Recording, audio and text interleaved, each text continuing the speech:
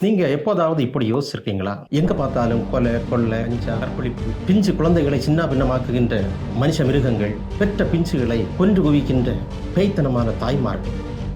அது மட்டுமல்ல, நம்முடைய இருதயத்தையே நாம் சில நேரங்களிலே கூர்ந்து கவனிக்கும் போது, ஏன் நான் இப்படி நடந்து கொள்ளுகிறேன், எனக்குள்ள ஏன் இத்தனை அசிங்கங்கள், போட்டிகள், பொறாமைகள், இச்சைகள் என்றெல்லாம் நீங்கள் சிந்தித்திருக்கிறீர்களா? இதுக்கெல்லாம் காரணம் என்ன? ரோமர் 1:24 இவ்வாறு சொல்லுகிறது, அவர்கள் தேவனை அறிந்தும் அவரை தேவன் என்று மகிமைப்படுத்தாமலும் ஸ்தோத்தரியாமலும் இருந்து தங்கள் சிந்தனைகளினாலே வீணர் ஆனார்கள். உணர்வில்லாத அவர்கள் இருதயம் இருள் அடைந்தது. உலகத்தின் சீர்குலைவிற்கு காரணம் என்னவென்று இப்போது புரிகிறதா? மனிதர்கள் அறிய வேண்டிய சத்தியத்தை அறியாததனால் ஏற்பட்ட அவல நிலை இது என்று நினைக்கிறீர்களா? இல்லை இல்லை, இது அவர்கள் அறிய வேண்டிய சத்தியங்களை அறிந்தும் அந்த சத்தியங்களை ஏற்றுக்கொள்ளாமல் அதை உதாசீனப்படுத்தக்கூடியவர்களாக இருக்கிறதே இதற்கான மூல காரணம் என்று இந்த வசனம் சொல்லுகிறது. பாருங்க, மனுஷர்கள் நீதியும் பரிசுத்தமும் உள்ள ஒரு சத்திய தெய்வத்தை வேறு பல்வேறு காரியங்களை கொண்டு இடமாற்றம் செய்ய, அதாவது ரீப்ளேஸ் பண்ணுகிறதற்காக விரும்புகிறார்கள். சத்தியத்திற்கு பதிலாக பொய்யை இடமாற்றம் செய்ய விரும்புகிறார்கள். தங்களுக்கு விருப்பம் போன்ற தங்கள் இச்சைகளுக்கு ஏற்ற கல்லினாலும் மண்ணினாலும் செய்யப்பட்ட விக்கிரகமான தெய்வங்களை இடமாற்றம் செய்து கொள்ள விரும்புகிறார்கள். மனிதனுடைய இயல்பான படைப்பு நிலைகளுக்கு மாறான இன்பங்களை அவர்கள் இடமாற்றம் செய்ய விரும்புகிறார்கள். அந்த நிலையில் ஆண் பெண் என்ற இயல்பு நிலைகளுக்கு வித்தியாசமான நிலையிலே நடை உடை பாவனைகள், உலகத்தின் இன்பங்கள் இவற்றை அனுபவிக்கிறதற்காக அவர்கள் நாடுகிறார்கள். அந்த நிலையிலே ஒரே பாலின திருமணங்களை எல்லாம் வரவேற்கிறார்கள். கடவுள் மனிதனை படைத்த நோக்கத்திற்கு மாறான நிலையிலே சிற்றின்பங்களை நாடி அதிலே திளைக்க விரும்புகிறார்கள். கடவுளிடம் கிடைக்கின்றதான மனநிறைவு, சந்தோஷம், சமாதானம் இவைகளை பணத்தினால் பெற்றுக்கொள்ள முடியும் என்று சொல்லி பொருளாசையின் பின்னால் அவர்கள் ஓடி அலைந்து கொண்டிருக்கிறார்கள். ஏன், மனித உறுப்புகளை கூட அறுத்து விற்று சம்பாதிக்கின்ற அளவிற்கு படித்த அநேக மனிதர்கள் மிருக குணமுடையவர்களாக இன்றைக்கு மாறிவிட்டிருக்கிறார்கள். உணவு பண்டங்களிலும் சரி, குடிக்கின்ற நீரிலும் சரி, ஏன் மருந்து பொருட்களிலும் சரி, கலப்படங்களை கலந்தாகிலும் பணத்தை சம்பாதிக்கிறதற்காக அவர்கள் ஓடிக்கொண்டே இருக்கிறார்கள். இன்றைக்கு உடல் விற்பனை எல்லாம் தரமான தொழிலாக அங்கீகாரம் பண்ணப்பட்டிருக்கிறது. குடும்பத்தில் ஒழுக்கக்கேடுகள் எல்லாம் சட்டத்தினால் அங்கீகாரம் பண்ணப்பட்டிருக்கிறது. அன்பர்களே, தற்கால உலகத்தின் போக்கை கொஞ்சம் நாம் நினைத்து பார்த்தோம் என்றால், மனிதர்கள் வாழ்கின்ற உலகமா இது, அல்லது பேய்கள் வாழுகின்ற நரகமாக இது மாறிவிட்டிருக்கிறதா என்று சிந்திக்கின்ற அளவுக்கு இன்றைய உலகம் மிகவும் சீரழிந்து கொண்டிருக்கிறது. இத்தகைய நிலையிலே உலகம் மாறிவிட்டதனுடைய காரணம்,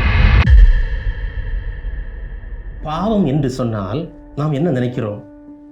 சில செய்யக்கூடாத சில காரியங்களை செய்வதுதான் பாவம் என்று சொல்லி நினைக்கிறோம். உண்மையில் பாவம் என்று சொல்லுவது, யார் சரியானவரோ அவரை விட்டு மனிதன் விலகி சென்று கொண்டே இருக்கிறது தான் பாவம் என்று நாம் சொல்ல வேண்டும். இதனால் மனித இருதயங்கள் கொஞ்சம் கொஞ்சமாக தேவனை விட்டு விலகி விலகி விலகி மகா காரிருளிலே இன்றைக்கு சென்று இருக்கிறார்கள். இது உலகத்தினுடைய பொதுவான ஒரு போக்கு என்று நாம் சொல்லிவிட முடியாது. நம்முடைய ஒவ்வொருவருடைய உள்ளான அவஸ்தையும் இப்படித்தான். இந்த யதார்த்தத்தை நாம் ஏற்றுக்கொள்ள வேண்டும். கொஞ்சம் யோசிச்சு பாருங்க, எத்தனையோ முறை சரியானது இது என்று நாம் அறிந்தும் தவறான காரியங்களையே நம்முடைய மனம் ஏற்றுக்கொள்ளுகிறது. எத்தனையோ முறை தேவனுடைய சத்தத்தை திரும்ப திரும்ப கேட்டும் நாம் மீண்டும் மீண்டும் விலகி விலகி செல்லக்கூடியவர்களாக இருந்திருக்கின்றோம். அன்பர்களே, விசுவாச வாழ்க்கையில் வீழ்ச்சி என்பது திடீரென்று நிகழ்கின்ற ஒரு விஷயம் அல்ல. நாம் கொஞ்சம் கொஞ்சமாக விலகி விலகி நாம் பாழாக சென்று கொண்டிருக்கக்கூடிய ஒரு அவஸ்தையாக இருக்கிறது. கொஞ்சம் யோசிச்சு பாருங்க, நாம் இதே நிலையிலே தொடர்கிறது நல்லதா? இதிலிருந்து நாம் விடுபட்டு தேவனுக்கு பிரியமுள்ள ஒரு வாழ்க்கை வாழ்கிறது நல்லதா? நீங்களே சொல்லுங்க. நாம் இந்த கடைசி காலத்திலே ஆண்டவருடைய வருகைக்காக மிகவும் ஆயத்தப்பட்டு இருக்க வேண்டிய நேரம் அல்லவா இது? இந்த நேரத்தில் இதற்கான சரியான தீர்வை நாம் கண்டுபிடிக்க வேண்டாமா? நாம் சரிப்படுத்த வேண்டிய காரியங்களை சரிப்படுத்த வேண்டாமா? சரி, நம்முடைய இந்த பிரச்சனைக்கெல்லாம் காரணம் தேவனை விட்டு விலகி செல்லுகிறதே என்று சொல்லி நாம் இங்கே கண்டுகொண்டோம். அப்படி என்றால் நீங்களே சொல்லுங்க, இதுல என்ன தீர்வு இருக்க முடியும்? தேவனை விட்டு விலகி செல்வதனால் ஏற்படுகின்ற ஒரு பிரச்சனைக்கு பரிகாரம் தேவனிடத்திலே மீண்டும் நாம் வந்து சேருகிறதாகத்தான் இருக்க முடியும் இல்லையா?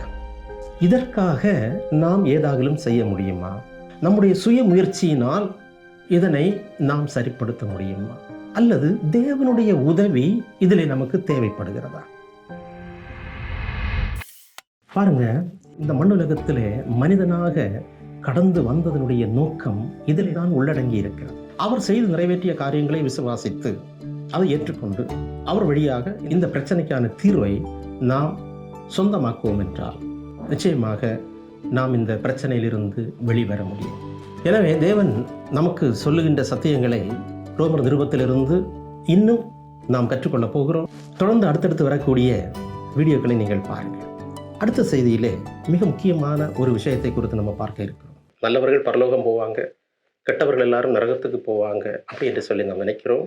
ஆனால் தேவனுடைய பார்வையில் இது எப்படி இருக்கிறது என்கிற ஓர் அதிர்ச்சியூட்டும் உண்மையை ரோமர் 2ஆம் அதிகாரத்திலே சிந்திக்கப் போகிறோம். காத்திருங்கள், சந்திப்போம். ஆண்டவருடைய நாமம் மகிமைப்படுவதாக. ஆமென்.